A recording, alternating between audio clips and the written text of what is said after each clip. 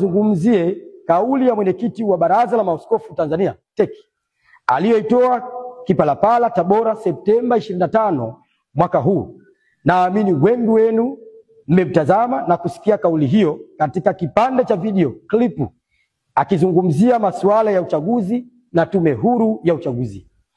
Katika ule muktadha wa kweli tatu, nyuzi zinazofuma uhai wa taifa letu, nimesikitishwa sana na matamshi yake ambayo sasa nyote mnayafahamu na nisingependa kuyarudia hapa. Yamenisikitisha sana na kwa sababu zifuatazo.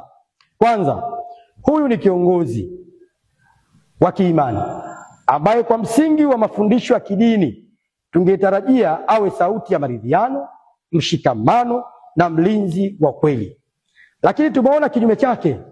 Tumeona na kusikia sauti ya kutenga watu, kusahau ukweli na kujenga roho isiyo ya mshikamano, roho ambayo taifa letu daima limepigana nayo na kushinda, kwani tumeona madhara yake kwa nchi nyingine chini ya awamu ya 6 ambayo ndiyo ilifanikisha kwa mara ya kwanza katika historia ya nchi yetu mchakato wa mabadiliko ya kisheria kuhusu uchaguzi ambao ulikuwa kilio cha muda mrefu cha wadau wengi. Hii ni pamoja na kuzingatia mambo yafuatayo.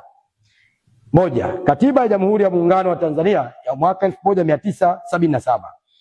Katiba ya Jamhuri ya Muungano wa Tanzania ya mwaka 1977 ni sheria mama inayotoa dira, huku ikieleza kuwa wananchi ndio msingi wa mamlaka yote na serikali hupata madaraka yake kutoka kwa wananchi, ibara ya 8 ikithibitisha kuwa taifa linafuata misingi ya kidemokrasia. Ili kuhakikisha haki hizi zinafuatwa, ibara ya 74 inaunda tume ya uchaguzi na kuainisha taratibu zake, ikihakikisha kuwa uchaguzi unafanywa kwa uwazi, huru na wa haki.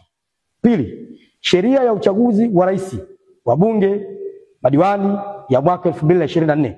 Sheria ya uchaguzi wa rais, wabunge, madiwani 2024 imetoa haki ya vyama kuwa na mawakala katika kila kituo cha uandikishaji. Viongozi wetu wa kijamii na kiimani wanapokengeuka na kusahau mambo haya, wanaingia katika mkumbo usio na afya wao wala kwa nchi, kwa kauli zenye kuleta utengano na zinazoweza kuhatarisha uhai wa nchi yetu.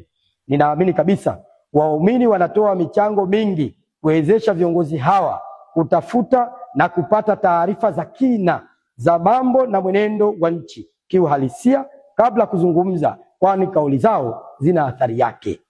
Viongozi wetu wa dini wawe na kauli zenye kuleta watu pamoja, zenye kuponya badala ya kauli za kutenga, za marufuku, za kutisha na za hisia.